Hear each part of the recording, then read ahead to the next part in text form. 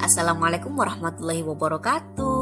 Berjumpa lagi bersama saya Superhihatin SPD dari TK Alhidayah 22 Blitar, calon guru penggerak angkatan 6 dengan pengajar praktik Yuyun Dila Saputra.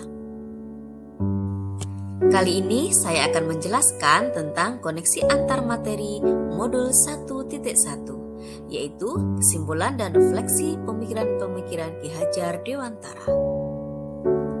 Sebelum mempelajari modul 1.1, sebenarnya pembelajaran DTK yang sudah saya terapkan tidak jauh menyimpang dari pemikiran filosofis KHD. Dari pembelajaran sesuai kodrat anak, yaitu bermain, mengembangkan semua potensi anak dari kognitif, afektif, dan psikomotornya agar tercipta budi pekerti yang luhur. Hanya saja belum konsisten untuk dilaksanakan. Dan anak belum merasa merdeka secara lahir dan batinnya karena konsep pembelajarannya yang kadang masih berpusat pada guru. Nah, setelah mempelajari modul 1.1, tentu ada perubahan dalam diri saya.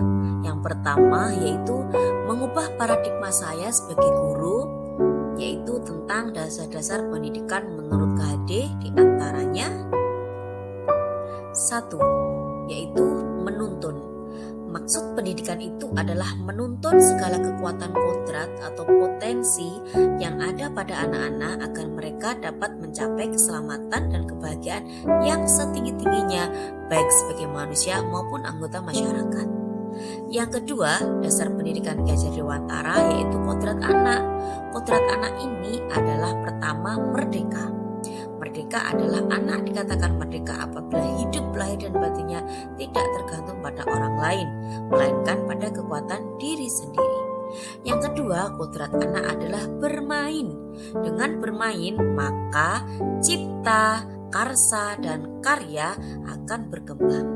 Nah, yang ketiga, dasar-dasar pendidikan Ki Hajar Dewantara adalah pendidikan yang berpihak pada anak. Dasar-dasar pendidikan Ki Hajar Dewantara yang keempat yaitu bukan tabula rasa. Artinya menebalkan laku anak dengan kekuatan konteks diri anak dan sosiokultural anak. Konteks diri ini dibagi menjadi beberapa tingkatan, dari tingkatan wiraga atau PAUD, kemudian wiraga wirama, dan wirama. Bukan tabula rasa yang kedua yaitu sosiokultural. Artinya menebalkan laku sesuai dengan budaya masing-masing daerah. Contoh budaya tulang bawang barat. Nenemo, nemen artinya kerja keras. Nedes artinya ulet. Tangguh, sabar. Nerimo artinya ikhlas. Dan masih banyak budaya yang dapat berdampak positif untuk karakter anak. Selanjutnya, dasar-dasar pendidikan Ki Hajar Dewantara yang kelima yaitu budi pekerti. Budi pekerti, watak, karakter adalah bersatunya perpaduan harmonis antara gerak pikiran, perasaan, dan kehendak atau kemauan sehingga menimbulkan tenaga atau semangat. Dan yang keenam, Ki Hajar Dewantara mempunyai pemikiran bahwa pendidikan diibaratkan sebagai seorang petani yang menanam jagung misalnya, hanya dapat menuntun tumbuhnya jagung, bukan menuntun tumbuhnya padi. Ia dapat memperbaiki kondisi tanah, memelihara tanaman jagung, memberi pupuk dan air, membasmi ulat-ulat atau jamur-jamur yang mengganggu hidup tanaman jagung, dan lain sebagainya.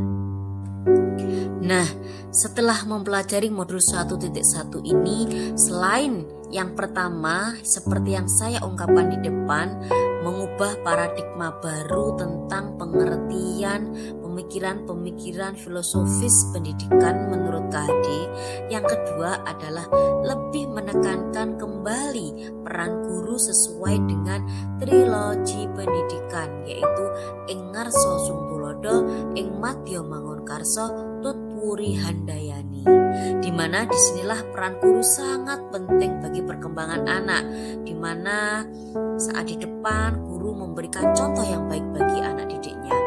Ketika ketika di tengah guru memberikan motivasi, dan ketika di belakang seorang guru memberikan dorongan untuk perkembangan anak didik kita.